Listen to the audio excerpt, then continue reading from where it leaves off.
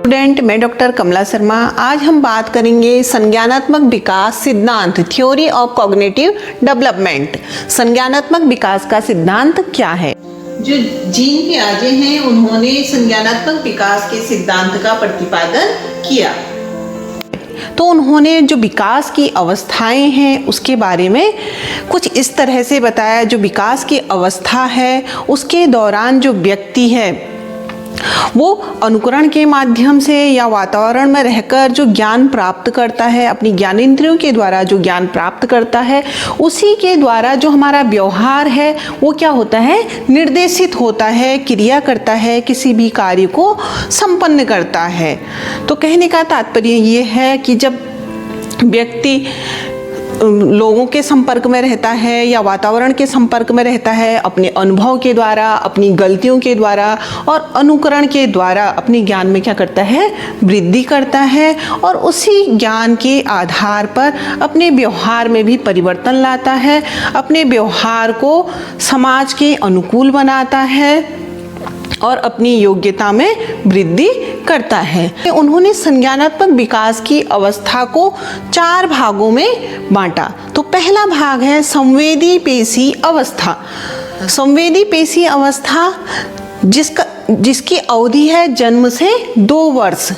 जब बच्चा जन्म लेता है 2 वर्ष तक की जो अवस्था होती है वो होती है संवेदी पेशी अवस्था। इस अवस्था में जो बालक है वो अपनी ज्ञानेंद्रियों के माध्यम से किसी भी वस्तु के बारे में ज्ञान प्राप्त करता है, ज्ञान अर्जन करता है। ये अवस्था एक ऐसी अवस्था है जिसमें जो बालक है वो स्पर्श के माध्यम से, गंध के माध्यम से, अपनी स्वाद ग्रंथियों के माध्यम से तथा ध्वनि के माध्यम से किसी भी वस्तु को पहचानता है या उसको समझता है, उसे महसूस करता है, उसे अनुभव करता है। जैसे आप लोगों ने देखा होगा, कोई छोटा सा जो बच्चा होता है जब जन्म लेता है उसके बाद वो जो उसके आसपास रहने वाले लोग हैं या उसके परिवार के सदस्य हैं उनको उनकी आवाज़ के माध्यम से या उनके स्पर्श के माध्यम से पहचानता है। जैसे वो अपनी माँ को उसके आवाज़ से,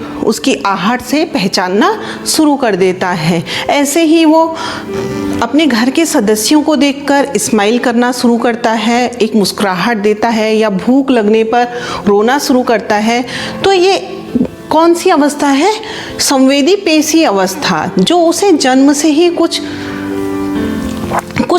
उसे ज्ञानेंद्रियों के माध्यम से जो ज्ञान प्राप्त होता है और उसी के आधार पर वो प्रतिक्रिया करना प्रारंभ कर देता है। दूसरी अवस्था है पूर्व संक्रियात्मक अवस्था। तो इसकी अवधि है 2 से 7 वर्ष। तो जो पूर्व संक्रियात्मक अवस्था है इसे 2 भागों में बांटा गया है। तो पहला भाग है इसका पूर्व प्रत्यात्मक अवस्था। पूर्व प्रत्यात्मक अवस्था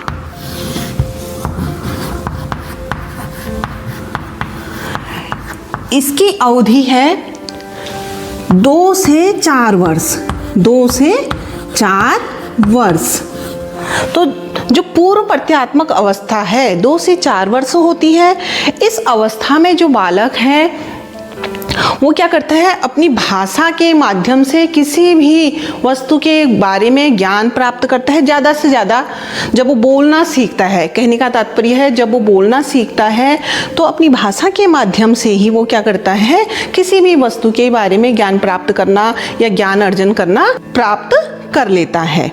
और जो दूसरी अवस्था है, जो पहली अवस्था होती है इसकी 2 से 4 वर्ष, इसमें उसे किसी भी प्रकार का तार्किक ज्ञान नहीं होता है, सिर्फ उसे दूसरों पर क्या होता है, डिपेंड होता है, दूसरों पर ही वो निर्भर होता है और उसी के द्वारा वो क्या करता है, अपने ज्ञान में वृद्धि करता है। और दूसरी इसकी जो अवस्था है वो है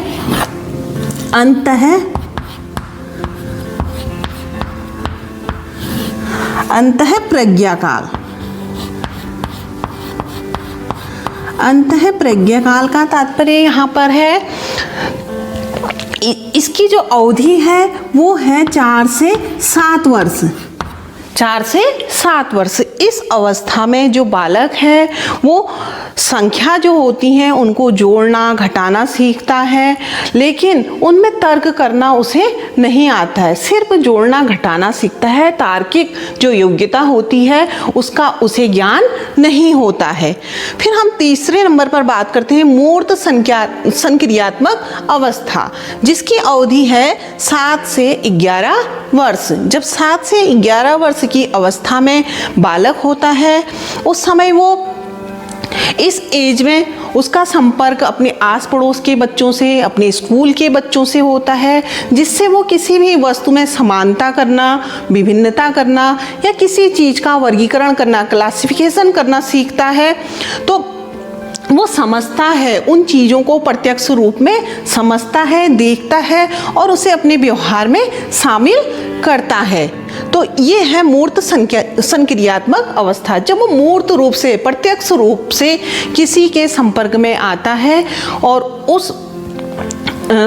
उस चीज़ को वो समझता है, देखता है और उसी के आधार पर अपने व्यवहार को परिवर्तित करता है। और चौथी अवस्था है अमूर्त संक्रियात्मक अवस्था, अमूर्त, और इसकी अवधि है 11 से 15 वर्ष।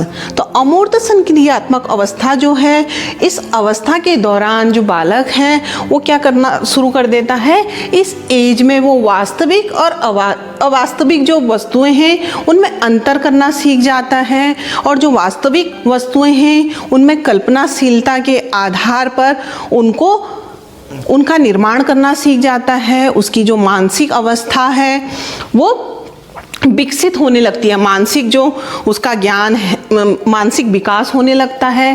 तर्क शक्ति और चिंतन शक्ति का उसमें क्या होने लगता है, योग्यता का निर्माण होने लगता है। वो तर्कशील होने लगता है, क्या है, कैसे है, क्यों होता है, इन सब बातों पर वो तर्क करने लगता है।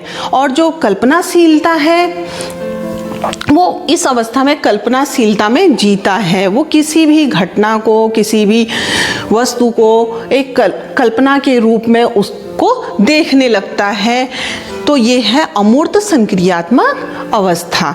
तो जो जीन पियाजे हैं उन्होंने बताया जो बालक है वो तब तक प्रतिक्रिया नहीं करता है जब तक कि वो कोई भी उद्दीपक के बारे में वो अनुभव नहीं करता है, जानता नहीं है, तब तक वो किसी भी वस्तु पर प्रतिक्रिया नहीं करता है।